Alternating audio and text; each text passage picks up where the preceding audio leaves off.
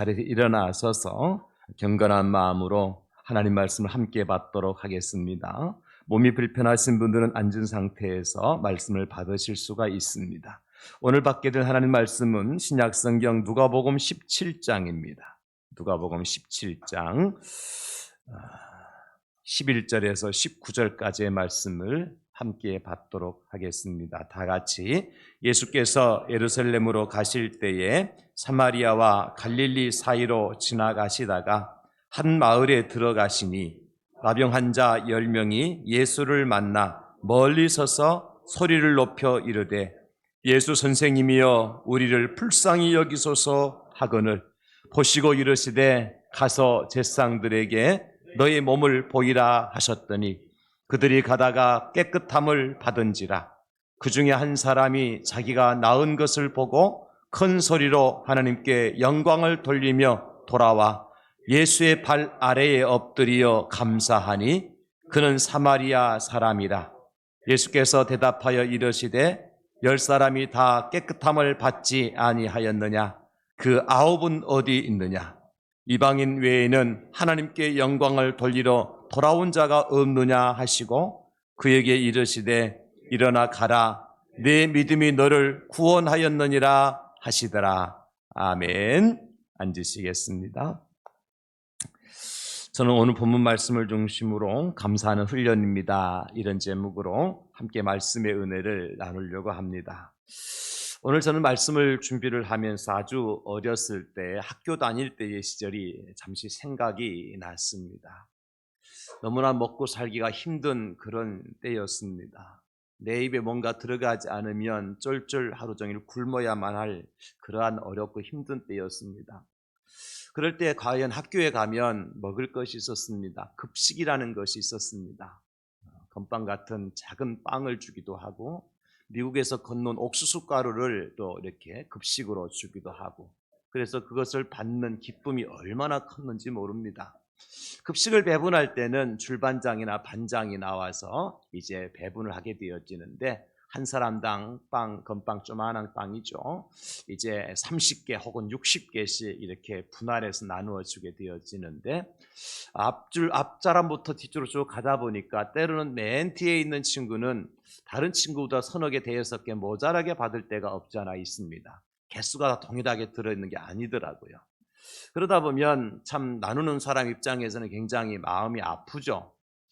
그래서 어떻게 하는가 하면 제가 이제 줄반장을 많이 했고 반장을 많이 했기 때문에 주로 나누어 주는 그런 사람의 위치에 있었기 때문에 맨 뒤에 받지 못한 친구를 위해서 내가 받았던 몫을 뭐 부족하면 5개면 5개를 그 친구에게 내 몫을 갖다 주지요. 그런 다른 친구들이 제가 그렇게 하는 모습을 보면서 가만히 있지 않고 야 현석은 너 대단하다 그러면서 각자 자기들의 것을 한두 개씩 저한테 나누어 줍니다. 저는 모자란 사람에게 5개를 주었는데 나중에 받고 보니까 다른 친구들이 1개, 2개 모아준 것이 오히려 30개, 40개가 될 정도로 더 많은 것을 받을 때가 없잖아 있었습니다. 우리 반 친구들이 그렇게 저한테 해주지 않으면 선생님이 보고 계시다가 현석아 너 교무실로 와. 가면 분명히 뭔가 있습니다. 선생님 뒷자리에 있는 사물함 속에 선생님께서 두셨던 간식이 남아 있습니다. 어제 나눠줬던 건빵이든지 빵이든지 그걸 이것이라도 네가 가지고 가서 먹어라. 그러면 저는 다른 친구들보다 훨씬 더 배나 더 많은 것을 받아가지고 집으로 돌아가서 동생들에게 나눠주고 저도 먹고 할 수 있는 그러한 은혜를 누렸던 것이 생각이 났습니다. 여러분 가끔 가다가 어른들이 우리 아이들이 사탕을 들고 있으면 그거 나 좀 줘 그러면서 사탕을 뺏으려고 하듯이 달려들어서 입을 쫙 벌리며 입에 넣어달라 그러잖아요. 그 아이들이 어떡합니까? 안 돼요. 그러면 얼른 도망가지 않습니까? 아이들이 그렇게 한 이유가 뭐죠? 내 손에 들려진 것을 어른에게 주면 나는 아무것도 없게 되어질 것이라는 그런 믿음이 있기 때문이죠. 그러나 어떤 아이는 참 착한 아이가 있습니다. 알겠어요 하고 입에다 넣어주려고 그래요. 그러면 어른이 그 타고 받아 먹습니까? 받아 먹으면 어른이 아니죠. 얼른 입을 닫으면 됐다 고맙다 그러면서 어깨를 두들겨 주면서 또 어떤 분은 조금 더 성숙한 어른은 어떡합니까? 그 아이에게 용돈까지 얹어주지요. 여러분 제가 오늘 설교를 하면서 왜 이런 이야기를 먼저 드릴까요? 오늘 저는 감사할 줄 아는 사람과 감사할 줄 모르는 사람의 차이를 말하고 싶어서 먼저 이 말씀을 여러분들에게 드렸습니다. 감사할 줄 아는 사람은 뭔가 받은 것이 많아서 많은 것을 가지고 있기 때문에 감사하고, 또 감사할 줄 모르는 사람은 감사한 것이 없고 받은 것이 없고 그래서 감사하지 않느냐 하면 어떻습니까? 꼭 그런 것만은 아니더라는 겁니다. 광야에서도 감사할 줄 아는 사람이 있는가 하면 푸른 초장에서조차도 감사할 줄 모르는 사람이 있거든요. 내가 뭔가 받았기 때문에, 많은 것을 가지고 있기 때문에 꼭 감사하고, 없어서 감사하지 못하는, 그것이 하나의 법으로 정해진 것 같은 그런 삶이 우리에게는 일어나지 않는다는 것입니다. 제가 지난해에 여러분 각자에게 감사 노트를 아마 이렇게 나눠 드렸을 거예요.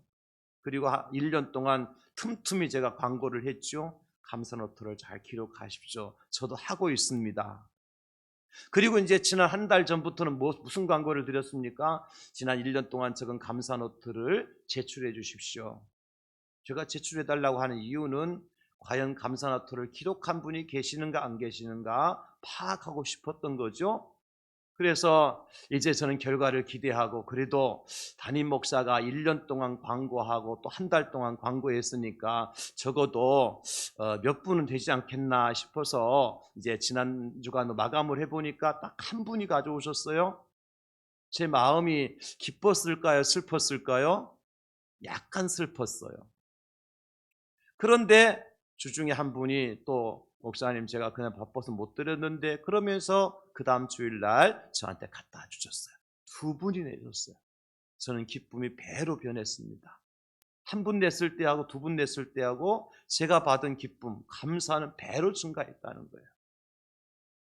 제가 이 말씀을 드리는 것은 오늘 내지 못한 분들 마음의 가책을 느끼라고 그런 말씀 드리는 게 아니라, 제가 받은 기쁨이 컸다는 걸 말씀드리는 겁니다. 꼭 오해하는 분들은 꼭 오해해가지고 시험에 들고, 그래서 또 교회 오네 안 오네 그러더라고. 어차피 뭐 안 낸 거 어떡하겠어요, 그죠? 어떤 분은 기록해 놓았지만 부끄러워서 안 내신 분들 계실 거고, 어떤 분들은 기록하려고 했는데 다 못 채워서 못 내신 분들 계실 거고, 어떤 분들은 그냥 너무 새 것이라서 나중에 메모지라도 하고 싶어서 못 내신 분들 계실 거고, 그런저런 이유가 있을 거니까 저는 다 알아, 이유를 아니까. 음, 제 아내도 안 냈거든요. 예, 그러니까 여러분 위로 받으십시오. 감사노트를 꼭 기록해야 하나? 그걸 꼭 제출을 해야 되나? 그러면 제가 물어볼게요. 감사노트를 기록하자고 했는데 그 말대로 기록하지 않고 제출하자 그런 제출하지 않는 사람이 과연 감사하는 사람의 태도와 자세를 가진 사람이 맞는가? 이렇게 질문하면 좀 생각이 달라지죠? 그렇습니다. 또 감사노트를 기록하지 않는 사람과 날마다 감사노트를 기록하는 사람 중에 누가 더 감사가 넘칠까? 날마다 감사를 되새기고 감사를 찾아내고 감사를 기록으로 남기고 그런 사람. 근데 감사한 것 같긴 해요. 감사한 것이 사실이에요. 하지만 그냥 지나쳐 버린 사람과 여러분 차이가 날까요, 안 날까요? 나야 되겠죠, 그죠? 사랑하는 성도 여러분, 왜 이렇게 감사한 것으로 끝내지 말고 기록도 하고 기억도 하고 되새기고 자꾸 그렇게 하자는 말이냐? 이유는 한 가지예요. 따라서 할까요? 감사는 훈련입니다. 여러분, 사랑이 말과 혀로만 되는 것이 아니라 행함과 진실함으로 되듯이, 감사도 그저 마음만 먹고 있다고 감사가 되는 것이 아니라 뭐가 필요해요? 훈련이라는 것이 필요합니다.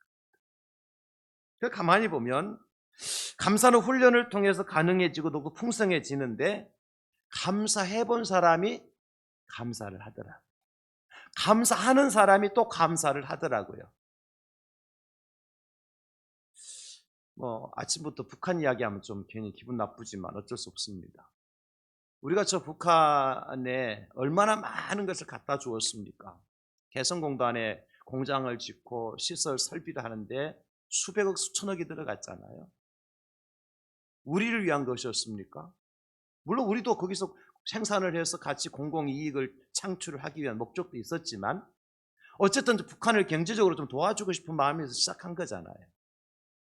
또 뭐 개성공단 들어간 출입국 사무소를 이렇게 얼마나 멋지게 지어놨습니까? 그래서 사람들 휴게소도 만들어 놓고 아주 좋은 시설을 만들어 놨잖아요. 또 돌아가신 고 정주영 회장께서는 소를 501마리나 트럭에 싣고 쫙 북한 다 보냈어요. 501마리. 그래서 올려 보냈는데 우리가 돌아온 건 뭐죠? 방사포와 미사일이었습니다. 지난 일주일 동안 미사일만 30발을 쏘았습니다. 한 발 쏘는데 20억 들으니까 30발 600억이 들어갔습니다. 돈 어디서 났는지 모르겠습니다. 인민들은 다 죽어가고 있는데. 어제 제가 그 말씀 드리고 싶은 게 아니라 그렇게 우리가 퍼주었지만 속된 말로 좀 표현하겠습니다. 우리가 돌아온 건 뭐예요? 감사가 아니라 미사일과 방사포. 왜 그랬을까요? 저들에게는 오직 김일성, 김정일, 김정은 외에는 없습니다. 감사가 훈련이 되지 않았어요. 그러다 보니까 늘 남조선을 향해서 원망, 불평, 비난 이런 것만 쏟아붓는 거죠. 그것이 생활이 돼버렸어요. 그러다 보니까 우리 같으면 어떻습니까? 우리가 만약 그런 입장이었더라면 감사할 수 있었겠죠. 감사가 훈련이 되지 않다 보니까 우리가 그들을 향해서 감사를 기대할 필요도 없고 감사를 하라고 요구할 필요도 없는 겁니다. 훈련이 안 됐기 때문에 안 되는 겁니다. 여러분, 우리는 오늘 본문을 통해서 한 가지 사실을 또 같이 생각해 보게 되는 거죠. 정말 감사가 얼마나 중요한가. 그리고 감사를 통해서 과연 우리에게 어떤 변화, 어떤 일이 나타나고 또 감사는 어떤 사람이 할 수 있는 일인가. 이와 같은 교훈들을 오늘 우리 함께 일어나서 읽으신 본문을 통해서 깨닫게 되어집니다. 여러분, 제가 먼저 말씀드리고 싶은 것은 감사가 가져오는 또 다른 은혜가 있다는 겁니다. 그 또 다른 은혜가 뭐냐면 우리 예수님께서 말씀하신 바대로 구원의 축복입니다. 그런데 여러분, 제가 오해를 하지 않도록 정리를 좀 해드리겠습니다.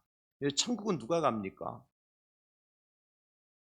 예수 믿는 사람이 갑니다. 구원은 누가 받습니까? 하나님의 아들이신 예수 그리스도를 나의 구주, 나의 하나님으로 영접하고 믿는 사람이 구원받습니다. 그런데 목사님 또 뭐 감사해야 구원의 축복을 받는다고 얘기하느냐, 이렇게 반문하실 수 있기 때문에 제가 정리하는 겁니다. 하늘이 무너지고 땅이 꺼져도 천국은 믿음으로 갑니다. 이게 진리입니다. 그거 외에 다른 것으로 천국 간다고 얘기하는 사람은 2단이요 3단이 될 수 있습니다. 왜냐하면 예수님께서 말씀하셨잖아요. 주 예수를 믿어라, 그리하면 너와 내 집이 구원을 얻으리라. 영접하는 자, 곧 그 이름을 믿는 자들에게는 하나님의 자녀가 되는 권세를 주셨습니다. 예수 믿는 자가 구원받고 예수 영접하는 자가 하나님 자녀로서 천국 들어갈 수 있습니다. 이건 천고 만고 불변의 법칙입니다. 그런데 오늘 예수님께서 말씀하십니다. 구원의 축복이 너에게 있으리라. 어떤 사람에게? 예수님께 돌아와 감사한 치료받은 나병 환자에게 예수님께서 말씀하신 거예요. 그러면 이 감사가 뭐냐? 감사가 도대체, 감사는 믿음의 열매입니다. 따라서 합시다. 감사는 믿음의 열매입니다. 그러므로 감사할 줄 모른다고 하는 것은 어떤 열매를 맺지 못하고 있는 거예요? 믿음의 열매를 맺지 못한다는 거예요. 그러면 믿음의 열매 없는 사람은 천국에 갈 수 있습니까? 갈 수 없습니까? 믿음의 열매가 없으면 천국에 갈 수 없습니다. 내가 1000번 만번 내가 예수님 믿습니다 고함을 지르고 머리에 빨간 띠를 두르고 데모를 해도 그 믿음에 대한 열매가 없으면 천국 못 갑니다. 천국 말로 가는 게 아니에요. 우리 어떻게 할 수 있습니까? 예수님께서 예루살렘으로 올라가시는 도중에 시장하셔서 뭔가 열매를 구하기 위해서 무화과나무 있는 곳으로 가시잖아요. 가서 보니까 무화과나무 열매가 있었습니까? 없었습니까? 없어요. 예수님 어떻게 아시죠? 그 무화과나무를 저주하셨습니다. 저주받은 인생에 천국 갈 수 있나요, 여러분? 안 됩니다. 그래서 말세에 고통하는 때가 오게 되어지는데 그 말세에 어떤 징조가 있느냐? 로마서 1장 21절 이렇게 말씀하십니다. 하나님을 알되 하나님을 영화롭게도 아니하며 감사하지도 아니하고 오히려 그 생각이 허망하여지며 미련한 마음이 어두워졌나니. 마지막 때에 사람들이 어떻게 마음이 어떻게 강팍해지고 어떻게 어두워지느냐 하면 대표적인 케이스가 감사하지 않는다는 겁니다. 부모님의 은혜에 감사합니까? 선생님의 은혜에 감사합니까? 사랑하는 가족들에 감사하고 이웃에 대해 우리는 얼마나 감사하고 살아갑니까? 디모데서 3장 2절에도 말씀하십니다. 사람들이 자기를 사랑하며 돈을 사랑하며 자랑하며 교만하며 비방하며 부모를 거역하며 감사하지 아니냐, 거룩하지 아니냐. 말세 마지막 때 심판을 받기로 예정된 사람들의 모습입니다. 이런 사람 심판받습니다. 하나님 심판받아요. 여러분, 제가 여러분들을 정죄하려고 절대로 이 말씀 드리는 거 아닙니다. 또 겁주기 위해서 하는 말씀도 아닙니다. 이 말씀은 누구의 말씀이에요? 하나님의 말씀. 성경에 기록된 하나님의 말씀, 생명의 말씀, 진리의 말씀입니다, 여러분. 그래서 오늘 본문에 고침을 받은 10사람 중에서 한 사람이 돌아왔어요. 그 사람은 오늘 본문에 보니까 이방인이요 사마리아 사람이라고 말씀하셨어요. 그러면 나머지 9사람은 누구라는 거예요? 유대인이라는 거예요. 유독 10사람 중에 9사람은 유대인이었고 선민이라고 말하고 자랑하고 믿음이 있다고 말하던 사람들이었습니다. 하나님 믿는다고 얘기하는 사람들이 9사람. 나머지 한 사람은 이방인이요 사마리아 사람이었습니다. 저주받았다고 얘기했고 사람들이 개 취급을 당하던 사람이었어요. 10사람이 다 고침을 받았는데 과연 하나님께 영광을 돌리며 돌아와서 예수님께 감사한 사람은 누굽니까? 이방인 사마리아 사람 한 사람뿐이 없었습니다. 다른 9사람은 감사할 일이 없어서 돌아오지 않았나요? 제가 처음에 말씀드렸잖아요. 감사치 않은 사람은 감사할 일이 없어서 감사하는 게 아니더라는 겁니다. 훈련되지 않았고 그것이 생활화되지 않았기 때문에 받았음에도 불구하고 감사할 일이 있음에도 불구하고 감사하지 못하는 거예요. 그러나 사마리아 사람이 이 사람은 예수님께 돌아와서 하나님께 영광을 돌려드리고 예수 발 앞에 엎드려서 예수님께 감사하잖아요. 그를 향해서 예수님께서 뭐라고 말씀하시죠? 19절 말씀입니다. 다 같이 읽어볼까요? 시작. 그에게 이르시되 일어나 가라 내 믿음이 너를 구원하였느니라 하시더라. 아멘. 돌아와서 예수님께 감사하는 사람을 향해서 예수님께서 너는 믿음 있는 사람이라 그러는 거예요. 감사가 믿음의 열매라 그랬잖아요. 시편 100편 4절에도 이렇게 말씀하고 있거든요. 감사함으로 그의 문에 들어가며 찬송함으로 그의 궁정에 들어가서 그에게 감사하며 그의 이름을 송축할지어다. 감사하는 사람이 들어갈 문이 있어요. 그의 문입니다. 그의 문은 누구의 문일까요? 주님의 문. 이 문은 생명의 문, 구원의 문, 천국의 문입니다. 예수님 말씀하시되 내가 곧 길이요 진리요 생명이니 나로 말미암지 않고는 아버지께로 올 자가 없느니라. 예수님을 통해서 가는 문만이 천국 가는 문이란 말이죠. 그 문에 들어갈 수 있는 자격을 가진 사람은 어떤 사람이라고요? 감사하는 사람이 그의 문으로 들어가며 구원의 문, 천국의 문, 생명의 문입니다. 그러므로 여러분, 우리는 천국에 가기 위해서가 아니라 또 믿음의 열매를 위해서도 감사의 삶을 살아야 될 겁니다.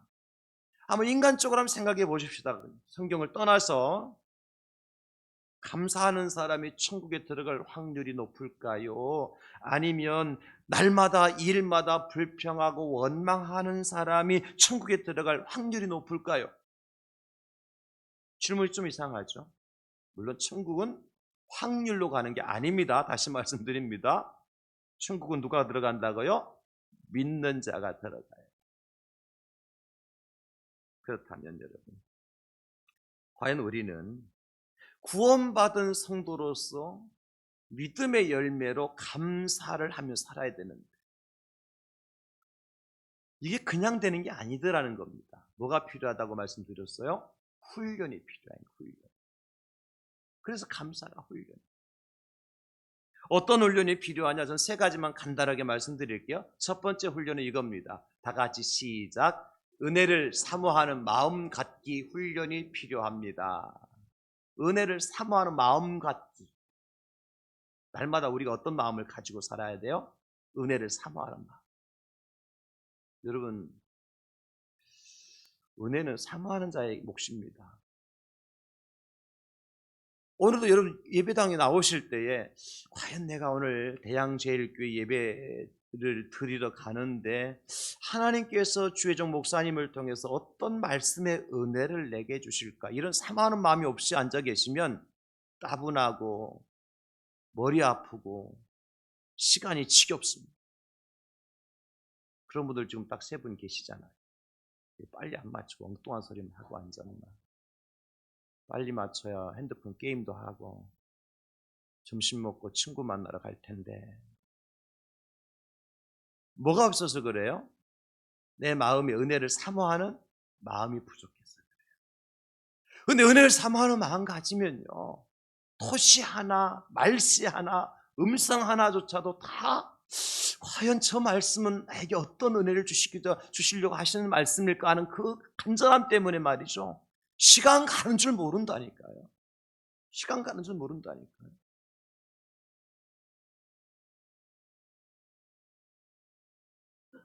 그래서 우리가 은혜를 사모하는 마음 갖기 훈련이 필요해요. 오늘 본문에 나오는 10사람의 이 나병 환자들 보십시오. 어떻게 은혜를 받았습니까? 13절에 보면 이렇게 말씀하고 있습니다. 소리 높여 이르되 예수 선생이며 우리를 불쌍히 여기소서 하거늘. 그럼 10사람들이 지금 어떤 상태예요? 나병에 걸린 상태란 말이죠. 그래서 10사람이 함께 있는 것을 보면 이들은 지금 격리되어 있는 거예요. 동네 밖에 한쪽 구석에 이 나병 환자들만 모여서 살도록. 그 사람들이 그 지역은 돌아서 갑니다. 그런데 마침 예수님이 그 지역을 지나가신다는 소식을 듣고 어떻게 해요? 소리 높여서 예수 선생님, 우리 불쌍히 한번 여겨주세요. 여러분, 이들이, 저는 이 말씀을 묵상하면서 이 10사람이 이곳에 모여 살면서 오직 예수님께만 이 부탁을 드렸을까요? 그렇지 않았을 거예요. 유명한 의사가 어디 있는가, 좋은 약은 어디 있는가, 아픈 사람은 그거 찾아다니는 거잖아요. 수도 없이 구했을 거예요. 근데 마침 또 예수님께 가신다고 그러니까 더 소리 질러서 더 그 은혜를 사모하는 마음 가지고 불쌍히 여겨달라고, 한 번만 고쳐달라고 말이죠. 그 예수 앞에 매달리는 거예요. 그때 어떤 역사가 나타납니까? 14절에 보면 보시고 이르시되 가서 제사장들에게 너의 몸을 보이라 하셨더니 그들이 가다가 깨끗함을 받았다 그랬어요. 예수님께 그들을 고쳐주시잖아요. 이들에게 뭐가 있었습니까? 은혜를 사모하는 마음이 있었어요. 예수님 지나가든 말든 또 그 사람이 그 사람 아이가, 어차피 우리는 틀린 사람들, 버림받은 사람, 그러니 이렇게 살다가 가면 그만이지 까짓건 그렇게 생각하지 않았다니까요. 인생의 막다른 골목에 처해 있었지만 그들에게는 어떤 마음이 있었습니까? 은혜를 사모하는 마음이 있었어요. 여러분, 우리가 어렵고 힘든 일을 만날 때가 있고 인생의 막다른 골목에 처한 상황 가운데 처할 수도 있습니다. 앞이 보이지 않고 절망과 이제 인생의 실패의 나락으로 떨어질 수밖에 없는 그 낭떠러지 위에 서 있는 것 같은 그런 위기를 만날 때 있습니다. 그럴 때 우리는 어떻게 해야 돼요? 그럼에도 불구하고 은혜를 사모하는 거죠. 그런 사람에게 하나님의 은혜가 임한다는 것입니다.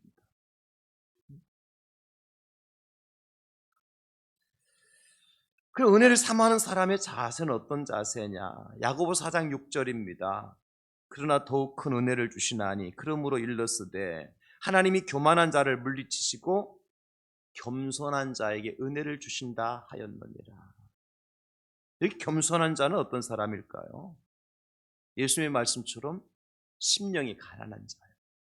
예수님의 말씀처럼 마음이 온유한 자입니다. 예수님 말씀처럼 애통하는 자입니다. 그래서 은혜를 사모하는 거예요. 이런 사람이 바로 하나님의 은혜를 받게 되어지고 받은 바 은혜가 있을 때 감사하는 사람이 될 수가 있다는 거예요. 오늘 고침을 받고 예수님께 돌아온 사마리아 사람, 오늘 16절에 이렇게 기록하고 있습니다. 예수의 발 아래에 엎드려 감사하니 그는 사마리아 사람이다. 뭐니 뭐니 해도 은혜를 받고 은혜 중에 있는 사람이 감사할 줄 압니다. 그렇지 않고 자기 잘난 맛에 사는 사람은 감사가 아니라 늘 뭘 해요? 원망과 불평의 삶을 살아요. 우리가 지난 한 주간 동안 다니엘 기도에 밤 8시부터 모여서 함께 은혜를 받고 있습니다. 이 다니엘 기도를 통해서 이런 배우는 게 있습니까? 남는 게 좀 있으십니까? 저는 이 다니엘 기도를 통해서 제 마음이 각인되는 게 있어요. 그게 뭐냐면 과연 하나님의 은혜란 도대체 어떤 것인지를 분명하게 알게 되죠. 그리고요, 그런 은혜를 받고 그 은혜를 깨달은 사람은 도대체 어떻게 살아가는지 그 모습을 보게 된단 말이에요. 그러면서 정말 깨달은 것은 내가 바로 그런 은혜를 받은 사람이었고 그런 은혜를 누리고 살았던 주인공이었는데 그럼에도 불구하고 은혜를 은혜로 알지 못하고 말이죠. 그 은혜를 표현하지 못하고 감사하지 못하고 그냥 감사와 사랑을 흘려보내지 못했다는 그 자체 때문에 하나님 앞에 죄송하고 부끄럽고 미안한 마음이 많이 듭니다.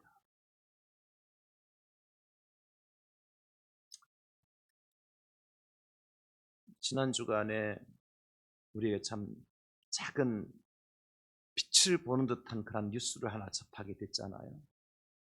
지금 온 세상이 다 뭐 정치, 경제, 사회 뉴스를 들어도 TV를 틀어도 신문을 봐도 어떻습니까? 답답하지 않습니까? 안 보는 것이 훨씬 편하고 소화가 잘 되는 시대인데 지난 주간에 딱 하나의 뉴스가 우리 마음을 조금 위로해 주는 뉴스가 있었습니다. 다른 게 아니라 저 봉화에 광산이 이제 매몰돼서 광부 두 사람이 그 갱도에 갇혀서 221시간 10일 동안 그 갱도 안에 있었잖아요. 근데 드디어 그분들이 구출을 받았어요.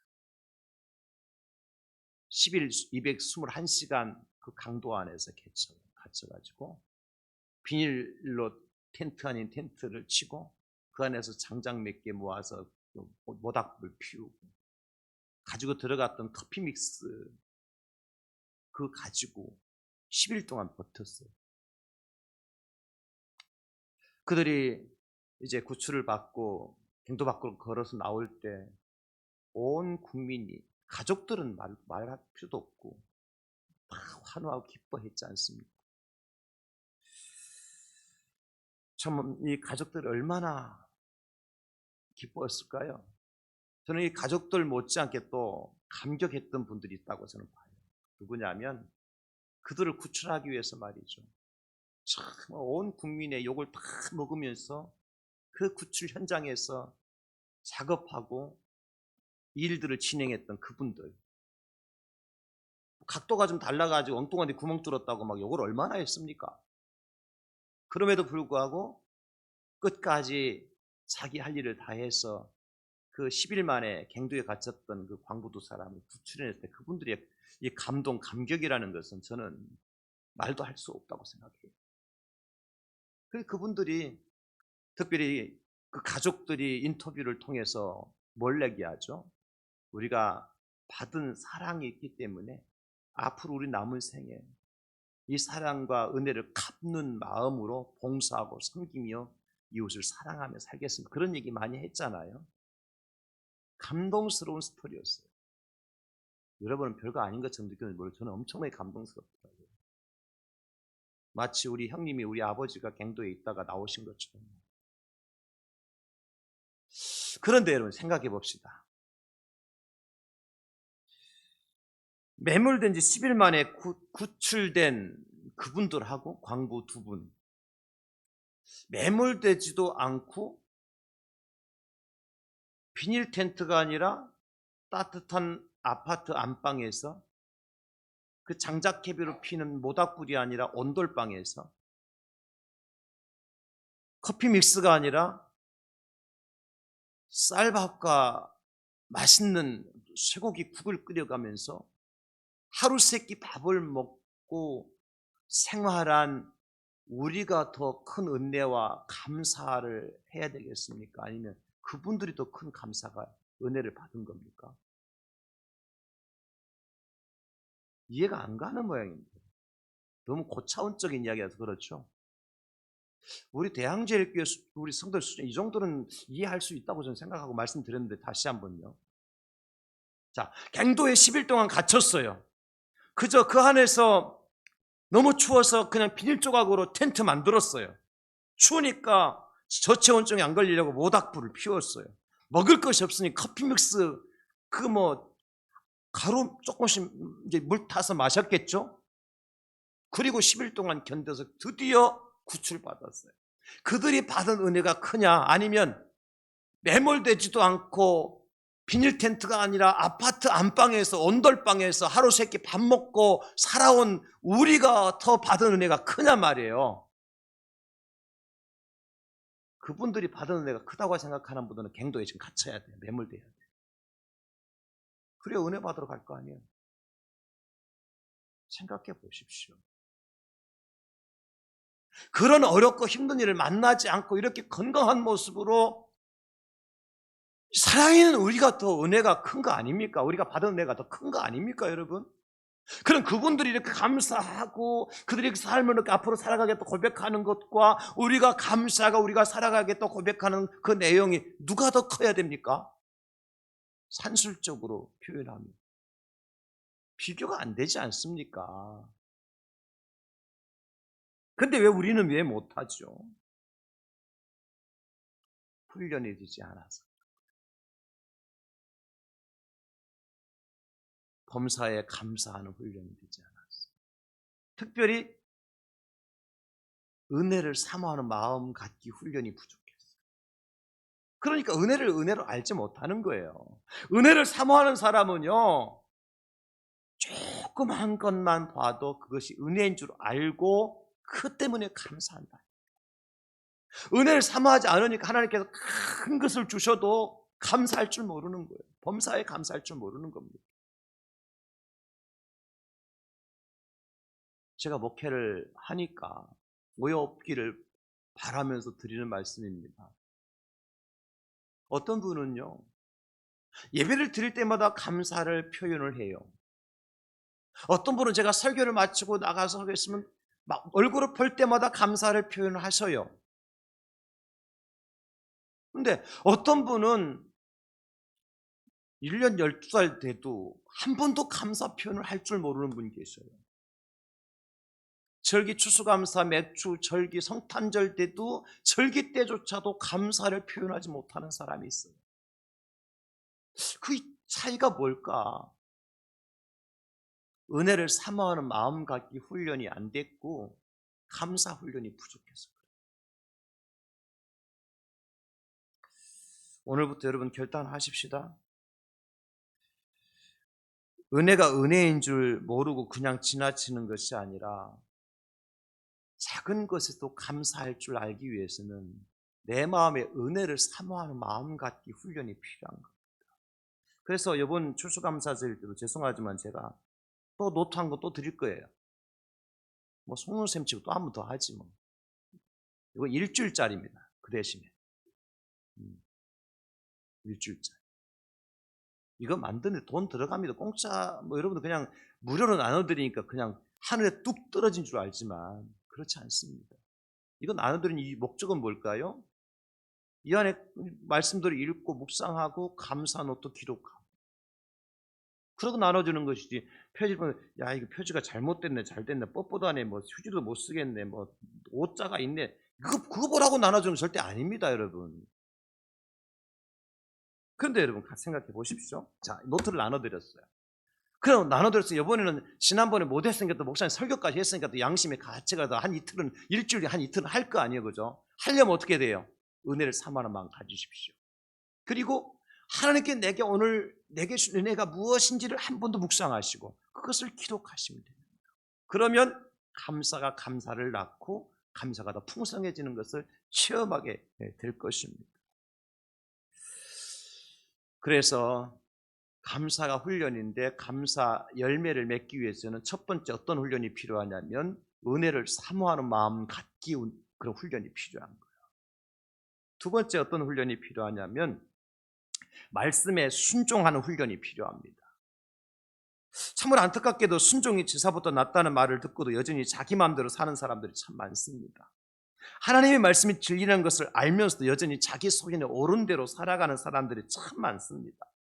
오늘 본문에 나오는 10명의 문둥병자들, 특별히 예수님께 돌아와서 감사를 한 사마리아 사람 어떻게 했습니까? 14절 우리 같이 읽어볼까요? 시작. 보시고 이르시되 가서 제사장들에게 너의 몸을 보이라 하셨더니 그들이 가다가 깨끗함을 받은지라.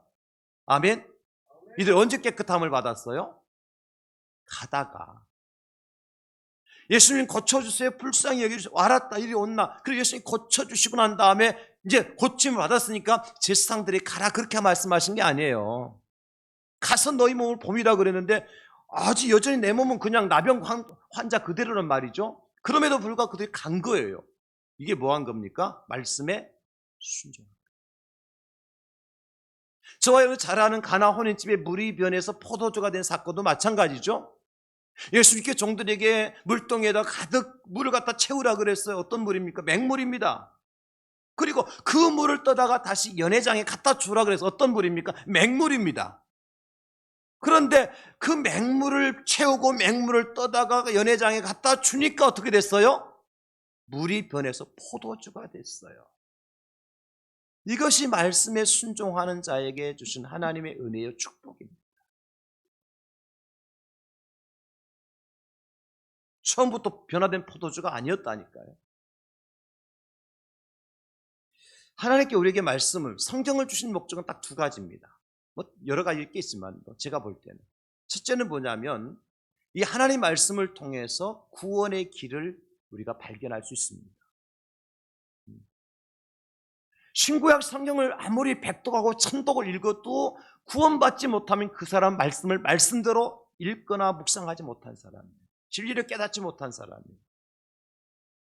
하나님의 말씀은요, 이 말씀을 통해서 구원의 길이 어떤 것인지 구원받을 방법이 무엇인지를 우리에게 분명히 가르쳐 주시기 위해서 특별 계시로 성경을 주신 거예요.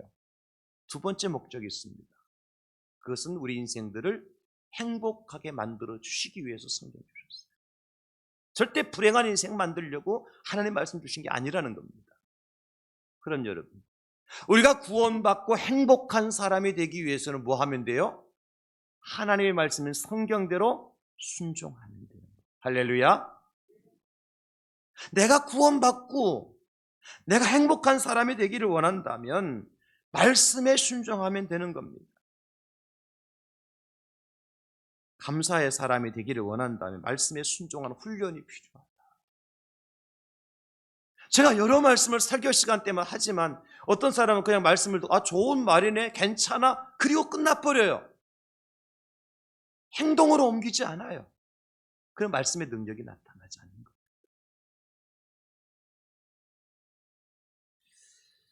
말씀에 순종하는 훈련을 통하여서 여러분들이 감사의 열매를 풍성하게 맺을 수 있기를 예수님 이름으로 축원합니다. 마지막 세 번째는 실제 감사하는 훈련이 필요합니다.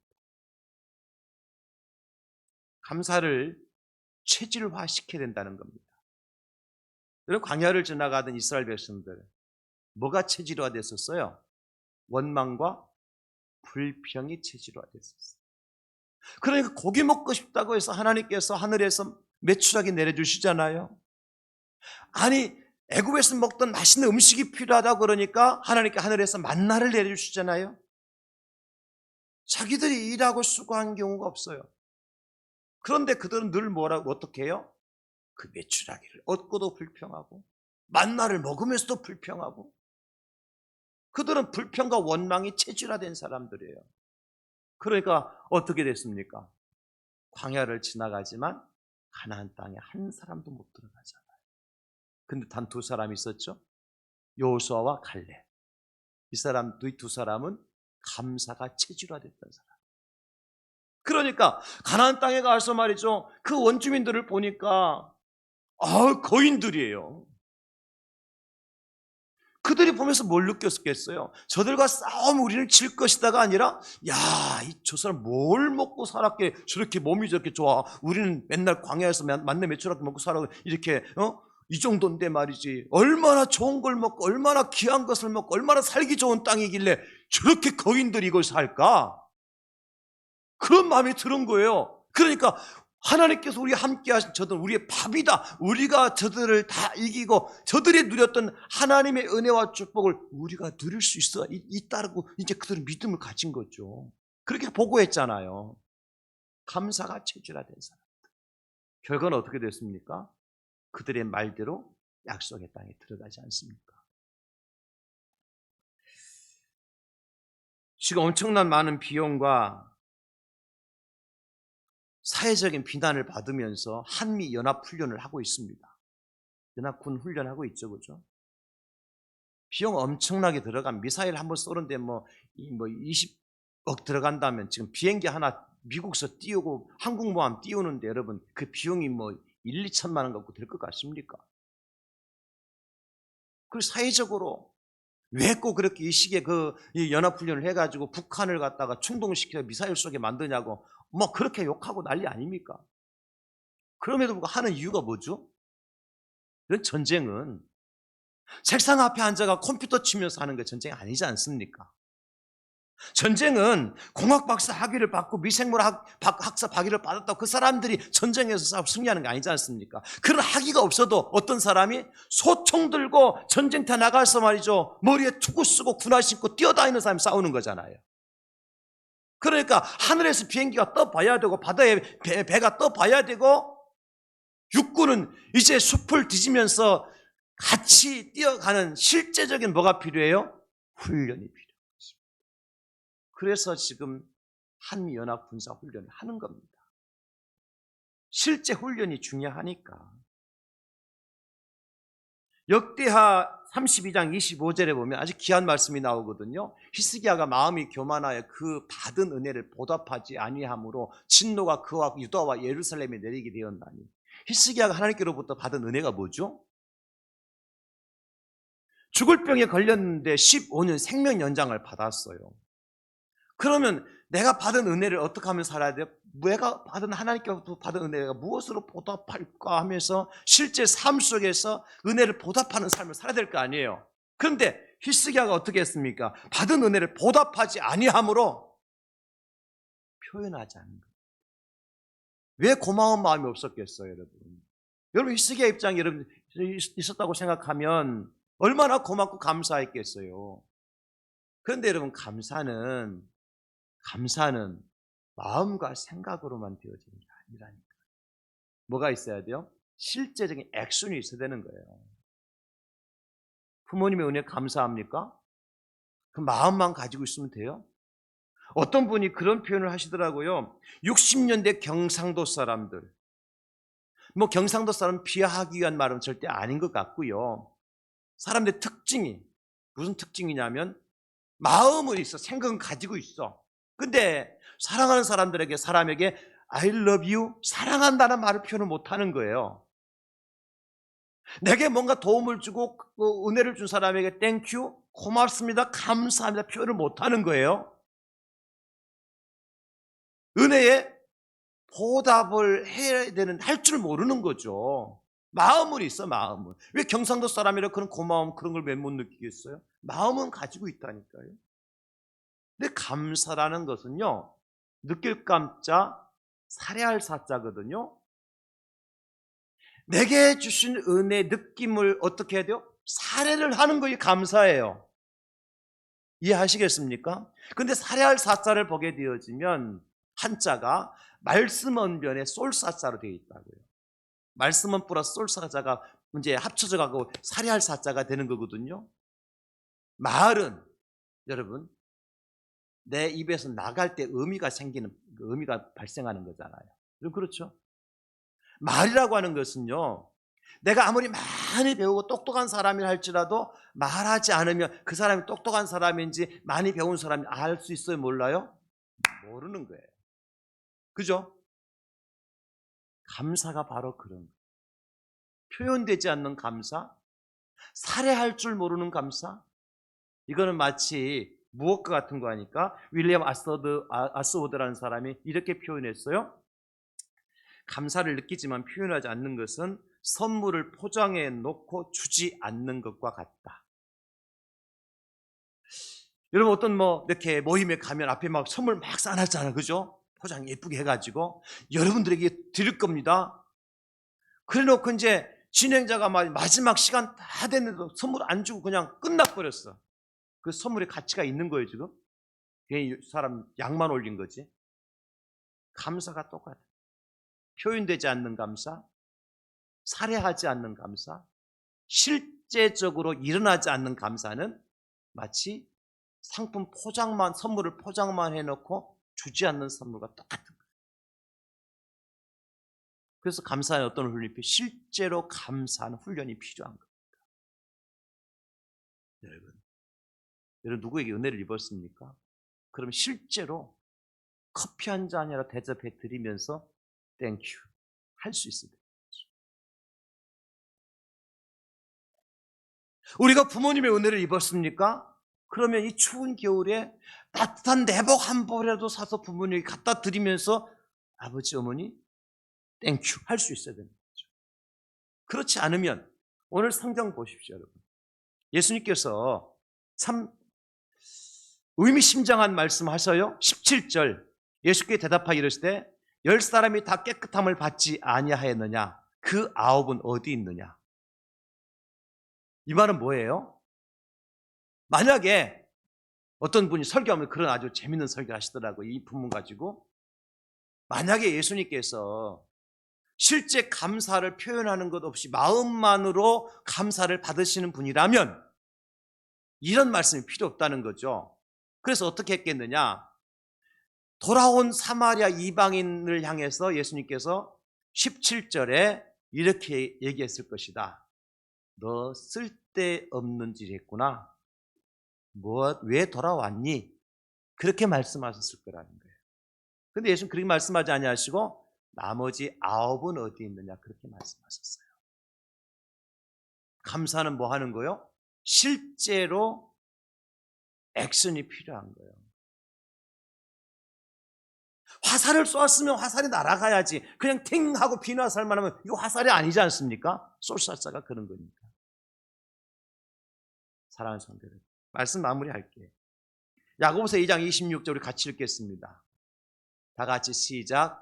영혼 없는 몸이 죽은 것 같이 행함이 없는 믿음은 죽은 것입니다. 아멘. 이제 정리가 되죠? 감사가 왜 표현해야 되느냐? 또 믿음의 열매로 감사가 있어야 예수님께 말씀하신 것처럼 일어나 가라 내 믿음이 너를 구원하였나. 이 말씀이 왜 이 말씀이 예수님께 하셨는가? 행함이 없는 믿음은 죽은 믿음입니다. 예수님께 돌아온 사마리아 사람은 행함이 있는 믿음의 열매, 감사의 열매를 맺었던 겁니다. 그래서 내 믿음이 너를 구원하였느니라 말씀하신 겁니다. 사랑하는 우리 성도님들, 이제 감사의 계절입니다. 2022년도 11월 달 대양제일교회의 사역 주제가 뭡니까? 시작. 감사 또 감사합니다.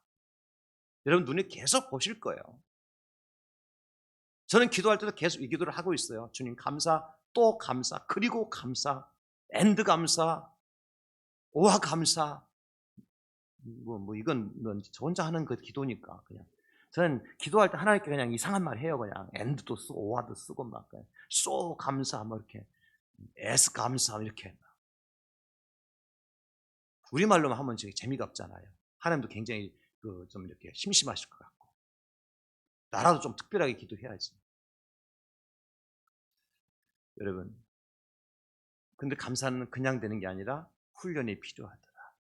어떤 훈련? 첫 번째는 은혜를 사모하는 마음 듣기 훈련.